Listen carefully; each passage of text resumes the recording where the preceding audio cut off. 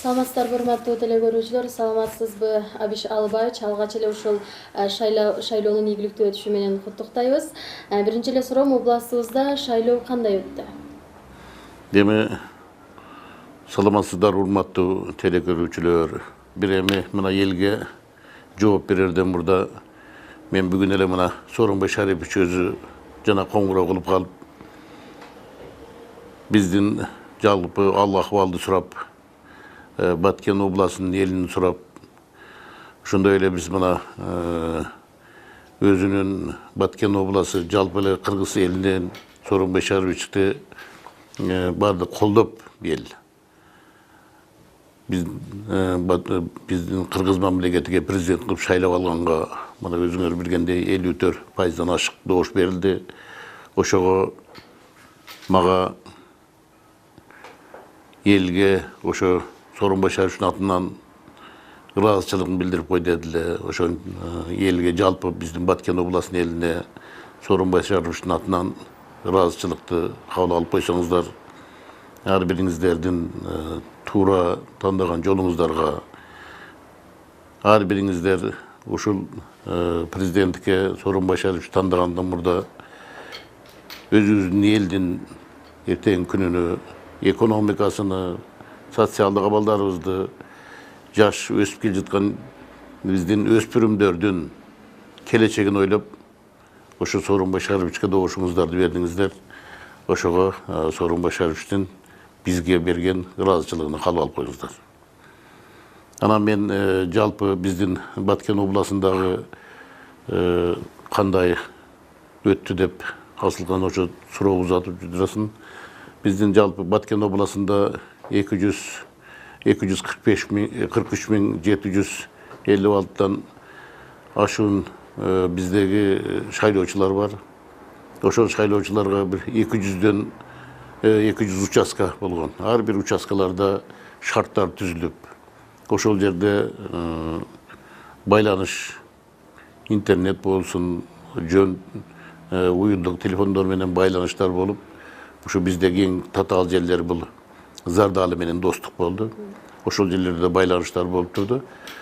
Мына бүгүн Кудай Таала насип кылган экен, кечээ биздин элибиз көпчүлүк эле биздин Кыргызстан элиндей жапа турмак баары ушул активдүү катышып берди.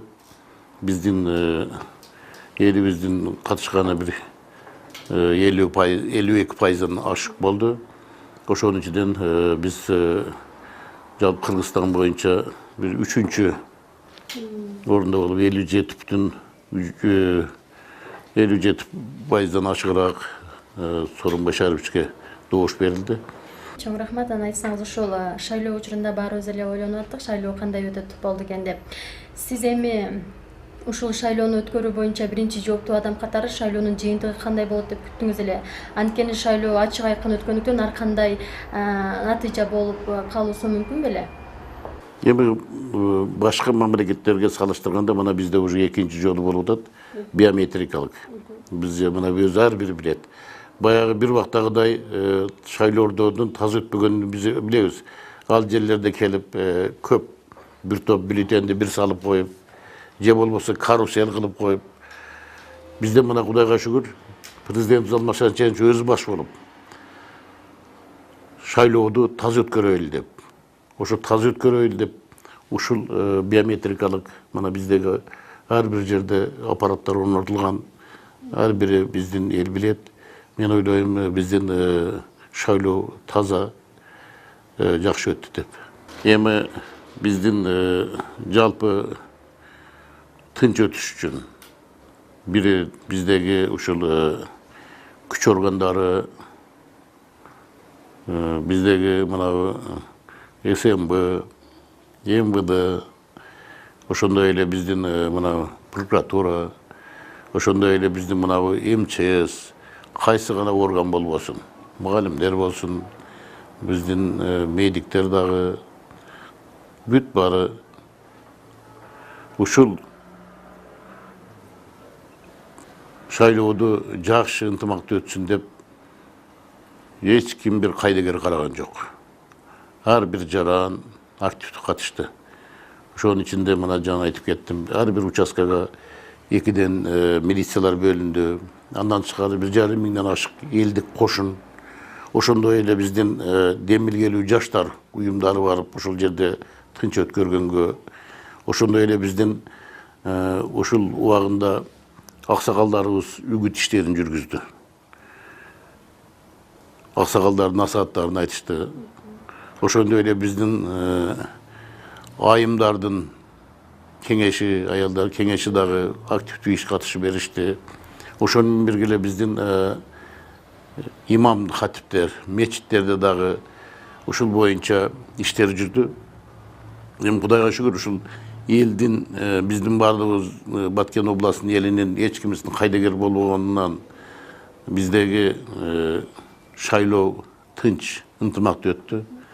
Мына аны өзүңөр да күбөсү болуп отурасыздар. Мен ойлоймун бул элибиздин ынтымакчылыгы, биздин элибиздин айкөлдүгү, элибиздин ушул туура түшүнгөндүгү, биздин ушул жалпы эле кыргыз мамлекети менен катар Баткен областындагы өсүп өнүшүгө биздин элдердин туура түшүнгөндүгүнү мына өзүбүз көрүп отурабыз. Президенттикке талапкерлеринин арасынан ушул Сооронбай Шарипов жеңип чыкты. Сиз область башчысы катары область элинин добуш берүүсү сизди канааттандырдыбы? Убагында чындыгында биздин Баткен областында добуш берүү мынчалык өйдө деңгээлде болгон эмес. Жакында эле президент Алмаз Шершенович келип айтып кетти, бир убакта добушту 13% бергенсиңер деп. Эми азыр 57%дан ашык берген. Бул деген өтө жогору деңгээлдеги нерсе. Себеби элдин түшүнүчү жогорулады. Биринчиден, шайлоодун таза өткөнү. Биз мына азыркы өтүп аткан шайлоо өтө таза өткөнү билинип атат. Баягыдай жанагы биз баягы добушуңду сатпа деген лозунгдар чыкты. Ошол биздин эл ошо добушту саткан болсо, келечекти саткан менен барабар экенин түшүнүп, жакшы жогорку деңгээлде өттү деп добушунда берди деп мен эсептейм. Шайлоого активдүү катышкан жарандарга, элибиздин тынчтыгы үчүн күнү түнү иш үстүндө болгон активдүү жарандарга, ошондой эле шайлоонун тынч, кыйынчылыксыз өтүүсүнө салым кошкон мамлекеттик кызматкерлерге, ошондой эле жарандарга өзүңүздүн каалоо тилегиңиз болсо айтып алсаңыз болот. Шайлоого даярдыктар жана өткөндөй даярдыктар өтө күчтүү болду. Бүт региондорду айланып чыгып, ар бир айыл өкмөткө, ар бир шаарга, элдер турган жерлерге барышка туура келди. Элдер менен чогуу жыйын өткөрдүк. Ошол шайлоодун тынчтыкта, таза өткөрүү үчүн. Ар бир жерде жүргөндө мен ошол жерлерде элдин колдоонун сезип аттым.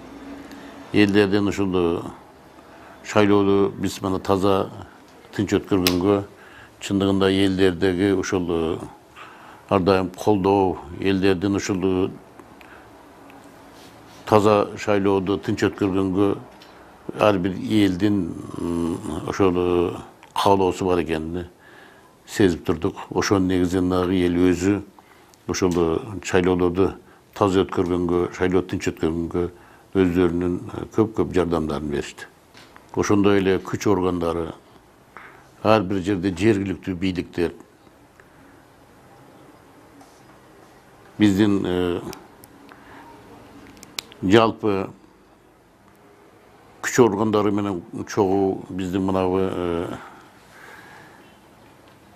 чыгарачыларыбыз дагы ошону менен бирге эле биздин ошону өткөргөнгө биздин аксакалдарыбыз, анан мына аял комитеттери, кыз келиндер комитеттери, андан тышкары элдик кошундар, ошону менен бирге жаштардан бул жерден өздөрүнүн демилге чыгып, жаштар келип даданасы демилгелер болду.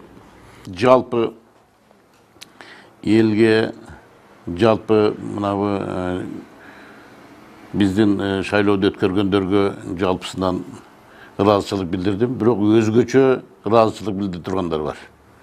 Бул бизде массалык маалымат ишкерлери. Бул да бизден мына өзгөчө белгилеп кетсем, Баткен ТВ, Баткен таңы, ошондой эле биздин жерлердеги район шаарлардын гезит журналдары, ошондой эле биздин мына радиодон беришип атты бизден. Ошолорго баарыңарга силер ушу элге чагылдырып бергениңер үчүн дагы мен өзгөчө силерге ыраазычылык билдирип кетем. Эми жаңы ыраазычылыкты айтканда мен баарын эле атап айтып кеткенге болбоду. Мен айткандай жанагындай бүт эле баары эле ушул жардам берип атты. Ушу шайлоону өткөргөнгө мына кээ бир адамдар, кээ бир аксакалдарыбыз же улгайып калган энелерибиз шайлоого келе албай калды. Алар үйлөрүндө отуруп жакшы дубаларын берип отурду, жакшы тилектерди айтып атты. Буларга да өзгөчө ыраазычылык билдирет элем. Ошондой эле көп мынабы бүт айта албадым, көп ишкана мекемелер, ошондой эле биздин айыл тургундарыбыз келип, ошолорго да айта албай калдым. Ошон үчүн жалпы Баткен областынын элине ушу шайлоодо таза, тынч, жакшы өткөрүп бергениге өтө чоң ыраазычылыкты билдиремин. Сизге ыраазычылык билдиребиз, биз менен маек куруп бергениңиз үчүн. Бизде маекте Кыргыз Республикасынын өкмөтүнүн Баткен областындагы ыйгарым укуктуу өкүлү Халмурзаев Абиш Алыбаевич болду. Саламатта калыңыздар.